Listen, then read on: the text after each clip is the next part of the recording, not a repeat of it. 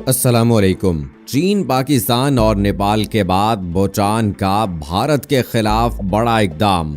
दरिया का पानी बंद, भारतीय रियासत पानी की बूंद बूंद को तरसने लगी। पाकिस्तान को खित्ते में अलग करने वाला भारत आज इबरतनाक सूरत हाल से दो चार। क्या अब मोदी सरकार भारतीय फौज को भेजकर दरिया का पानी खुलवाएगी? क्या भूटान पर भी पाकिस्तान की तरह सर्जिकल स्ट्राइक की जाएगी? मजीद तफसील में जाने से पहले आपको बताता चलूं कि आप देख रहे हैं अपनी दुनिया टीवी। वीडियो को व्हाट्सएप, फेसबुक और दीगर सोशल मीडिया पेज जरूर शेयर करें। लाइक करने के साथ साथ हमारे चैनल को भी सब्सक्राइब करें और साथ में घंटी के निशान को दबाना मत भूलें। कमेंट बॉक्स में पाकिस्तान जिंदाबाद, पाक फौज जिंदाबाद, ISI के गुमनाम हीरोज को सलाम और कश्मीर बनेगा पाकिस्तान का नारा जरूर कमेंट कीजिएगा।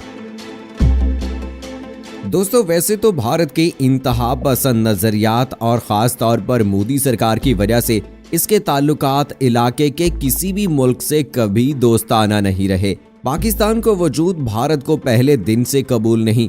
सानिहा मशरकी पाकिस्तान में भारत का कलीदी किरदार था।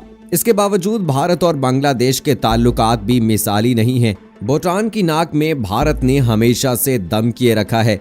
ये अलग बात है कि बेचारा भूटान भारत के आगे बोल नहीं सकता।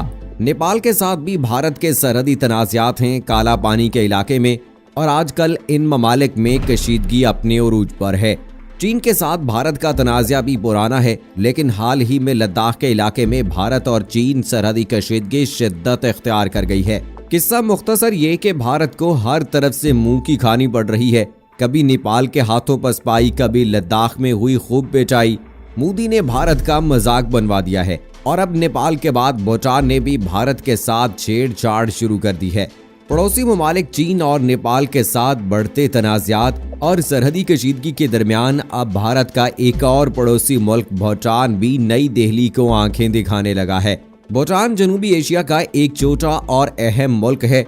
तकरीबन 38,000 मुरब्बा किलोमीटर पर वाक़े भूटान मालदीव के बाद जनूबी एशिया का दूसरा सबसे छोटा मुल्क है। भारत तरक्कियात, तालीम, खारजा पॉलिसी और सिक्योरिटी जैसे अमूर में इसकी मदद करता रहा है। ये मुल्क चीन और भारत के दरमियान में वाक़े है। चीन ने एक दो तरफा मुआहदे के जरिए भूटान के एक सरहदी इलाके के तनाज़े का तस्फिया इस तरह करने की कोशिश की कि जिसके नतीजे में मुतनाज़ा ज़मीन का 24% हिस्सा चीन में मिलेगा, जो कि 1128 मुरब्बा किलोमीटर बनता है। लेकिन ये तनाज़ा अभी तक हल तलब है। भारत अब तक भूटान को बैरूनी दुनिया से राब्तों से रोक रहा है। दोनों ममालिक के दरमियान 1949 में एक मुआहदा तय पाया था, जिसके तहत भूटान के तमाम अमूर की जिम्मेदारी भारत ने अपने सर ली थी। मगर इस मुआहदे पर 2007 में नजरसानी की जा चुकी है, जिसके तहत भूटान अब बहुत हद तक भारत के साथ बराबरी की सतह पर खड़ा है। भारतीय असर और रसूख जाहिरन कम हुआ है, मगर खत्म नहीं हुआ। मुआहदे के मुताबिक अमूर खारजा में भारत भूटान की रहनुमाई करेगा की बजाय मुआहदे में दोनों ममालिक कौमी मफादात के अमूर में एक दूसरे से ताउन करेंगे के अल्फाज शामिल कर दिए गए थे। मगर तलख हकीकत ये है कि भारत की मर्जी अब तक चल रही थी और भूटान अपनी आज़ाद हैसियत के मुताबिक काम नहीं कर पाया है। भूटान में भारत के खिलाफ जज्बात पनपते और भड़कते रहे। आम तासर यही था कि भारत किसी न किसी तौर हर मामले में भूटान को अपने अंगूठे के नीचे रखना चाहता है। वैसे तो तमाम हमसाया ममालिक भारत की हरकतों और बिला वजह की जारहियत से तंग रहते हैं और मौका मिलने पर भारत की हरकतों का जवाब भी देते हैं। अब हमसाया मुल्क भूटान ने भारत का पानी रोक लिया है। भारतीय अखबार के मुताबिक आसाम के सरहदी जिला बाक्सा के 6000 से जायद किसानों ने गुज़श्ता रोज पानी की अचानक बंदिश के खिलाफ मुजाहिरा किया। अखबार के मुताबिक भूटान ने कोई वजह बताए बगैर पानी बंद किया है। भूटान के इस फैसले के खिलाफ जिला बाक्सा और दीगर इलाकों में बेचैनी की लहर दौड़ गई है। दूसरी जानिब नेपाल ने बिहार में अराजी का दावा करते हुए भारतीयों को पुश्ताबंदी के काम से रोक दिया है और दावा किया है कि ये इलाका इनकी सरजमीन का हिस्सा है। भूटान ने अपनी सरहद से मुल्हिक भारत के शुमाल मशरकी रियासत आसाम के गांव में किसानों के लिए शहरक कही जाने वाली काला नदी का पानी रोक दिया है। ये नई पेशरफ्त ऐसे वक्त हुई है जब भारत चीन और नेपाल के साथ सरहदी तनाज़े की वजह से पहले से ही परेशानियों से दोचार है और इस मसले को हल करने के लिए मुख्तलिफ सतहों पर कोशिशें जारी हैं। पानी रोक देने से भारत के हजारों किसानों का जरिया मुआश खतरे में पड़ गया है। किसानों ने काला नदी से निकलने वाली नहर के बहाव को खोलने का मुतालबा करते हुए कौमी शाहराह की नाकाबंदी कर दी है और मुजाहरे किए जा रहे हैं। मुजाहिरीन नई दिल्ली हुकूमत से इस मसले को हल करने के लिए भूटान के साथ फौरन बातचीत करने पर भी जोर दे रहे हैं। भूटान के काला नदी को आसाम के सरहदी बक्सा जिला के किसानों के लिए शहर की हैसियत हासिल है। इस नदी से निकलने वाली नहर से जिले के 26 गांवों के किसान अपनी फसलों की सिंचाई करते हैं। 1953 के एक मुआहदे के तहत मकामी किसान धान की फसलों की सिंचाई काला नदी से आने वाले पानी से करते रहे हैं, लेकिन भूटान हुकूमत की तरफ से अचानक नहर का बहाव रोक देने से इलाके के 6000 से ज्यादा किसान मुसीबत में फंस गए हैं। किसानों का कहना है कि हमने हस्बे साबिक इस साल भी अपने धान के खेतों में पौधे लगाने शुरू किए थे, लेकिन अचानक पता चला कि भूटान ने नहर के जरिए आने वाले पानी को रोक दिया है। इससे हमारे लिए जबरदस्त मुसीबत पैदा हो जाएगी। हर साल बुवाई का मौसम शुरू होने से पहले भारतीय किसान सरहद पार भूटान के सामद रूप जोखर जिला में जाकर नहर की सफाई और बांध की मुरम्मत का काम करते थे ताकि पानी के बहाव में कोई रुकावट पैदा ना हो। लेकिन इस मर्तबा जब वो नहर की सफाई के लिए गए तो भूटानी हुकाम ने ऐसा करने से रोक दिया। भूटान का कहना है कि यह फैसला कोविड-19 की वबा के मद्देनजर किया गया है, चूंकि भूटान में किसी भी गैर मुल्की शहरी को आने की इजाजत नहीं है, इसलिए भारतीय किसानों को भी मुल्क के अंदर दाखिल होने नहीं दिया गया। लेकिन मकामी भारतीय किसानों का कहना है कि कोरोना और नहर का पानी दो अलग अलग मामलात हैं और कोरोना के बहाने पानी रोकने का फैसला दुरुस्त नहीं है।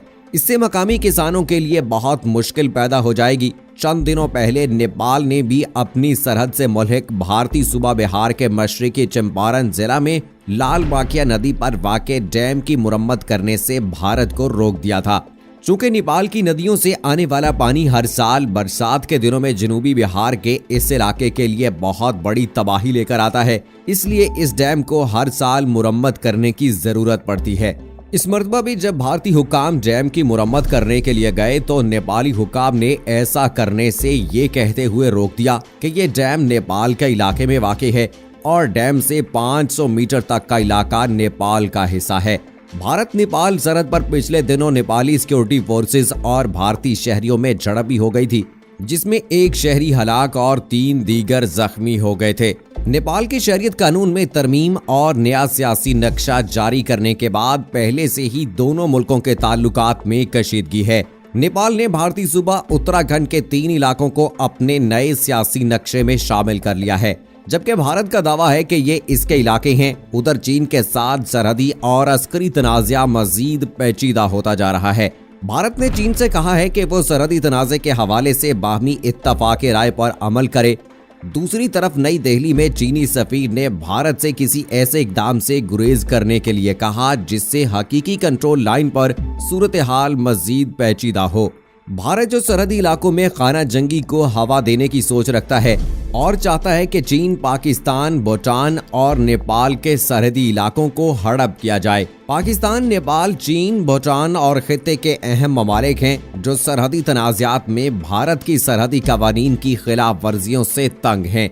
भारत को याद रखना चाहिए कि उसने इन सब महाजों पर शिकस्त का मुंह देखना पड़ेगा। साथ साथ सिफारतकारी की नाकामी के साथ साथ दीगर अमूर में भी नाकामी का सामना करना पड़ेगा। जैसा कि भूटान ने भारत का पानी बंद करके भारत के 14 तबक रोशन कर दिए हैं। चीन, पाकिस्तान के बाद नेपाल और अब भूटान ने भी मौका देखकर चौका मार दिया है। दोस्तों, आपको याद होगा कि जब कभी भी पाकिस्तान को पानी की जरूरत होती है तो भारत भी पाकिस्तान का पानी बंद कर देता है और पाकिस्तान के लिए मसाइल खड़े कर देता है। और अब जबकि भारत का पानी भूटान ने बंद कर दिया है तो यकीनी तौर पर भारत के लिए और मजीद मुश्किलात खड़ी हो गई हैं। भारत पाकिस्तान के साथ कशीदा हालात अपने इसी तरह से रखता है। LOC पर आए रोज दरअंदाजी करता रहता है, निहत्ते लोगों को शहीद करता रहता है। फिर चाइना के साथ पंगा लिया, नेपाल के साथ भी इसी तरह से पंगा लिया और अब भूटान के साथ भी इसी तरह से पंगा ले बैठा है कि भूटान ने पानी बंद कर दिया है भारत का, तो अब नेपाल, भारत, भूटान, बांग्लादेश, चाइना और पाकिस्तान तमाम ममालिक एक जानिब है, जबकि भारत जो है वो एक तरफ है। तो ऐसी सूरत हाल में दोस्तों हमें ये नजर आ रहा है कि नरेंद्र मोदी ने भारत का बोरिया बिस्तर जो है वो गोल कर दिया है दोस्तों इस हवाले से आपका क्या कहना है कि अगर ये तमाम ममालिक मिलकर भारत को भरपूर तरीके से जवाब दें तो भारत का नामो निशान इस दुनिया से मिट सकता है? आपकी क्या राय है कमेंट बॉक्स में जरूर बताइएगा। मुझे अगली वीडियो तक इजाजत दीजिए। फी अमानिल्लाह।